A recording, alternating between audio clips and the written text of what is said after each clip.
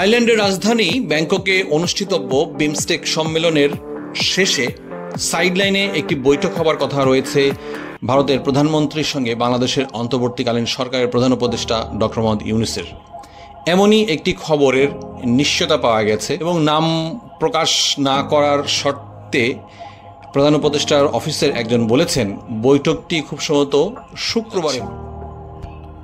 বুধবার রাজধানীর foreign services academy আয়োজিত এক সম্মেলনে রোহিঙ্গা সমস্যা ও অগ্রাধিকার প্রাপ্ত বিষয়াবলী সংক্রান্ত প্রধান উপদেষ্টার high representative doctor Khalilur Rahman বলেন, আমরা এই বৈঠকের জন্য সরকারিভাবে অনুরোধ করেছি। আমাদের আশা করবার সঙ্গত কারণ আছে যে বৈঠকটি হওয়ার যথেষ্ট সম্ভাবনা। সুধী শ্রোতা, এই সংবাদটি আপনারা শুনছেন এবং দেখছেন বি বাংলা চ্যানেল থেকে। ভিডিও সম্পর্কে আপনাদের কোনো মতামত থাকলে অবশ্যই আমাদেরকে জানাবেন এবং আমাদের চ্যানেলটি সাবস্ক্রাইব করে আমাদেরকে অনুপ্রেরণা দেওয়ার জন্য আপনাদের অনুরোধ রইল। আপনারা জানেন গত 5ই অগাস্ট শেখ হাসিনা বাংলাদেশ থেকে পালিয়ে যাওয়ার পর গত 8ই অগাস্ট 2024 ডক্টর মোহাম্মদ ইউনূসের নেতৃত্বে একটি অন্তর্বর্তীকালীন সরকার গঠিত হয় এবং সেই সরকার গঠিত হওয়ার পর নরেন্দ্র মোদী বিদেশি রাষ্ট্রপ্রধান সরকার প্রধান যিনি ডক্টর মোহাম্মদ ইউনূসকে বা তার সরকারকে অভিনন্দন জানিয়ে চিঠি লিখেছিলেন এবং এরপর থেকে বাংলাদেশের অন্তর্বর্তীকালীন সরকারের প্রধান উপদেষ্টা ডক্টর মোহাম্মদ ইউনূস ভারতের প্রধানমন্ত্রীর সঙ্গে দেখা করবার জন্য বেশ জানা মতে 2বার চিঠি দেওয়া হয়েছে, কিন্তু ভারতের ওখান থেকে তেমন কোনো উত্তর পাওয়া যায়নি। তবে ইতিমধ্যে এবং ভারতের মধ্যে যে রাজনৈতিক টানপোড়েন তা অনেক দূর পর্যন্ত গড়িয়েছে। ইতিমধ্যে বাংলাদেশের অন্তর্বর্তীকালীন সরকার প্রধান ডক্টর মোহাম্মদ ইউনূস ইন্ডিয়ার রক্তচক্ষুকে বা ইন্ডিয়ার অমতে তিনি চায়না ভিজিট করেছেন। চীন সরকার তাকে ব্যাপক পরিমাণ সম্মান দেখিয়েছে, লাল গালিচার সংবর্ধনা দিয়েছে এবং তাকে চীন থেকে স্পেশাল এনে তাকে নিয়ে যাওয়া হয়েছে বিমানে করে চায়নাতে। সেখানে একটি চুক্তি এবং 8টি MOU স্বাক্ষরিত হয়েছে এবং পক্ষ থেকে 50 বছরের জন্য নদী ব্যবস্থাপনার প্রস্তাব চায়নার কাছে চাওয়া হয়েছে। এছাড়াও প্রযুক্তিগত সহায়তা এবং আরও অন্যান্য বিষয় চায়নার কাছে চাওয়া হয়েছে। এর বিনিময়ে বাংলাদেশ থেকে কাঁঠাল এবং আম রপ্তানি করবে বাংলাদেশের সাথে চায়নার যে একটা ব্যবসায়িক গ্যাপ রয়েছে, বড় ধরনের গ্যাপ রয়েছে, সেই গ্যাপটাকে কোনোভাবে একটু কমিয়ে আনা যায়।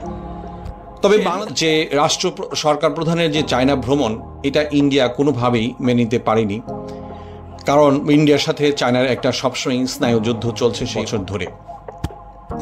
একটি কথা সবাইকে স্মরণ করিয়ে দেওয়া যেতে পারে, সেটা হচ্ছে গত বছর সেপ্টেম্বরে নিউ ইয়র্কে গিয়েছিলেন বাংলাদেশের প্রধান উপদেষ্টা ডক্টর মোহাম্মদ ইউনূস এবং প্রধানমন্ত্রী নরেন্দ্র মোদী। সেখানেও একটা দেখা করবার যথেষ্ট রকম সম্ভাবনা ছিল, কিন্তু ডক্টর মোহাম্মদ ইউনূস যেদিন নিউ ইয়র্কে পৌঁছে নরেন্দ্র মোদী নিউ ইয়র্ক ত্যাগ করেন, যার জন্য তাদের মধ্যে দেখা হয়নি। তবে গত 26শে মার্চ বাংলাদেশের স্বাধীনতা দিবস উপলক্ষে নরেন্দ্র মোদী ইউনূসকে শুভেচ্ছা জানিয়ে চিঠি পাঠিয়েছিলেন এবং গত কয়েকদিন আগে যে ঈদ উল ফিতর হয়ে গেল, সেই ঈদ উল ফিতরের মধ্যেও নরেন্দ্র মোদী ডক্টর মোহাম্মদ ইউনূসকে বার্তা যে ভারতের 20 কোটি মুসলমান আপনাদের সাথে রোজা রেখেছে এবং আপনাদের জন্য দোয়াও করেছে।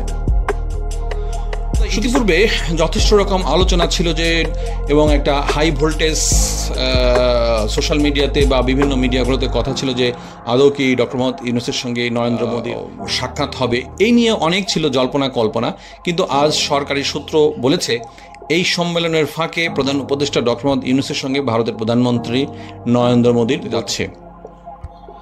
তবে আমরা জানতে পেরেছি যে ভারতের সঙ্গে সাক্ষাৎ করতে, অর্থাৎ ভারতের প্রধানমন্ত্রীর সঙ্গে সাক্ষাৎ করতে আমাদের বাংলাদেশের অন্তর্বর্তীকালীন উপদেষ্টার তিনি বেশি চেয়েছেন যে ভারতের প্রধানমন্ত্রীর সঙ্গে একটা সাক্ষাৎ হোক। তাহলে সাক্ষাৎ হলে হবে কি যে বিভিন্ন মানুষের কাছ থেকে যে বিভিন্ন রকম গুজব ছড়ানো বা বিভিন্ন রকম যে কথাবার্তা ছড়িয়েছে, এই সমস্ত বিষয়ে একটি স্ট্রেট ফরওয়ার্ড বা একটা কংক্রিট রেজাল্ট বের হয়ে আসবে যদি দুই দেশের পর্যায়ের সর্বোচ্চ পর্যায়ের নীতি নির্ধারণের মধ্যে যদি কোনো বৈঠক হয়, সেই বৈঠক থেকে এক বড় ধরনের ডিসিশন আসবে যেটা দুই দেশের জন্যই মঙ্গলময় বার্তা বয়ে নিয়ে আসবে বলে বিশ্লেষকগণ মনে করছেন।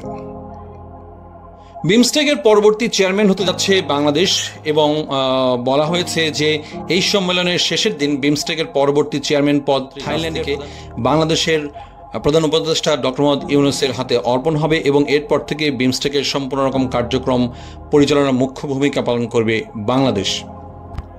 ডক্টর খলিলুর রহমান আরও বলেন যে বিমস্টেকভুক্ত দেশগুলোর রাষ্ট্রপ্রধান সরকার প্রধানগুলোর সাথে বাংলাদেশের প্রধান উপদেষ্টা ডক্টর মোহাম্মদ ইউনূস দ্বিপক্ষীয় একটি বৈঠকের সঙ্গে দ্বিপক্ষীয় বৈঠক করবেন।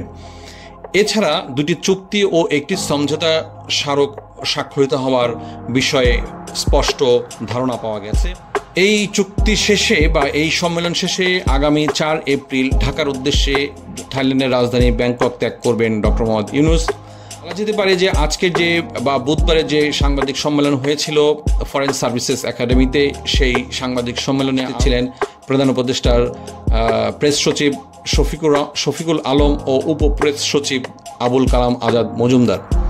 শুধু শ্রোতা, আমরা সবাই আশা করি দুই দেশের সরকার প্রধানের মধ্যে একটি ভালো এবং একটি আশাব্যঞ্জক যেন বৈঠক হয়, তাহলে এই যে দুই দেশের মধ্যে টান উত্তেজনা, এই উত্তেজনার বশে দুই দেশের অধিবাসীদের মধ্যেও যথেষ্ট রকম আগ্রহর সঞ্চার হয়েছে, তাহলে আমরা সবাই একটা শান্তিপূর্ণ ভবিষ্যতের দিকে এগিয়ে যেতে পারবো। এটাই রাজনৈতিক বিশ্লেষকগণ মনে করেন। আমরা কারোর সাথে কোনো শত্রুতা চাই না। আমরা সবাই, ভারত যেহেতু আমাদের সবচেয়ে বড় প্রতিবেশী এবং বাংলাদেশের অনেক বড় সীমানা ভারতের সঙ্গে রয়েছে, সুতরাং আমরা চাই দুই দেশের মধ্যে একটা সুসম্পর্ক বজায় থাকুক এবং দুই দেশের মধ্যে আগের মতো ব্যবসা বাণিজ্য চালু থাকুক, বাংলাদেশের সাথে ভারতের একটা সুসম্পর্ক থাকুক, এই আশা করি। আর শুধু শ্রোতা, আজকে এখানেই। আমাদের খবরটি ভালো লাগলে অবশ্যই চ্যানেলটি সাবস্ক্রাইব করবেন এবং আমাদেরকে উৎসাহ দেওয়ার জন্য লাইক, কমেন্ট, শেয়ার করবেন। সবাইকে অনেক ধন্যবাদ।